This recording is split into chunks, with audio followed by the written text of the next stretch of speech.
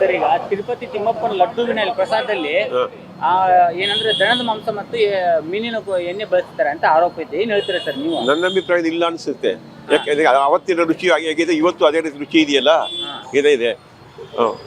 ಅಲ್ಲ ಈಗ ಈ ಹಿಂದೆ ನಮ್ಮ ನಂದಿನಿ ತುಪ್ಪ ಸಪ್ಲೈ ಆಗ್ತಿತ್ತು, ಆದ್ರೆ ಅಲ್ಲಿಂದ ನಮ್ಮ ನಂದಿನಿ ಸಪ್ಲೈ ಆಗ್ತಿರೋ ಬಂದ್ ಆದ್ಮೇಲೆ ಆಫ್ ಆದ್ಮೇಲೆ ಸಪ್ಲೈ ಆದ್ಮೇಲೆ ತಮಿಳ್ನಾಡು ಕಂಪ್ನಿಗೆ ಒಂದು ಏನ್ ಕೊಡ್ತಾರೆ, ಗುತ್ತಿಗೆ ಕೊಡ್ತಾರೆ.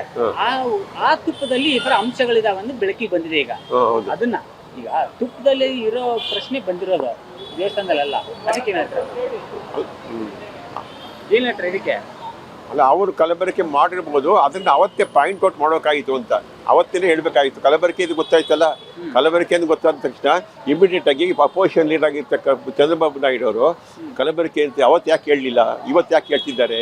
ಯಾಕಂದ್ರೆ ಅವರು ಅಧಿಕಾರದಿಂದ ಹೋದ್ರೂ ಅಪೋಸಿಷನ್ ಪಾರ್ಟಿಗೆ ಜಾಸ್ತಿ ಅಧಿಕಾರ ಇದೆ ಅವ್ರಿಗಿದೆ. ಅರ್ಚಕರು ಒಪ್ಕೊಂಡಿದ್ದಾರಲ್ಲ, ಫೋರ್ಸ್ ಮಾಡಿದ್ದಾರೆ ಈ ತರ ಹೇಳು ಅಂತ ಹೇಳಿದ್ದಾರೆ. ಹೇಳಬಹುದು ನನ್ನ ಅಭಿಪ್ರಾಯದಲ್ಲಿ. ಈಗ ನಮ್ಮ ಹಿಂದೂಗಳ ಧಾರ್ಮಿಕತೆಗೆ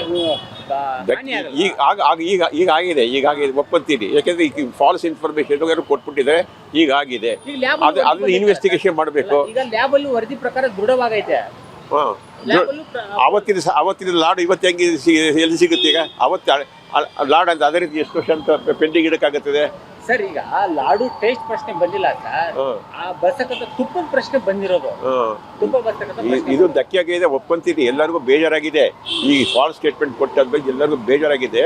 ನನ್ನ ಮುಖ್ಯವಾಗಿ ನಿಂತಿದ್ದ ವಿಷಯ ಏನಂದ್ರೆ, ಇದೇ ವಿಚಾರನ ಮುಂಚೆ ಹೇಳಿದ್ರೆ ಈ ತರ ಧಕ್ಕೆ ಆಗ್ತಿರ್ಲಿಲ್ಲ.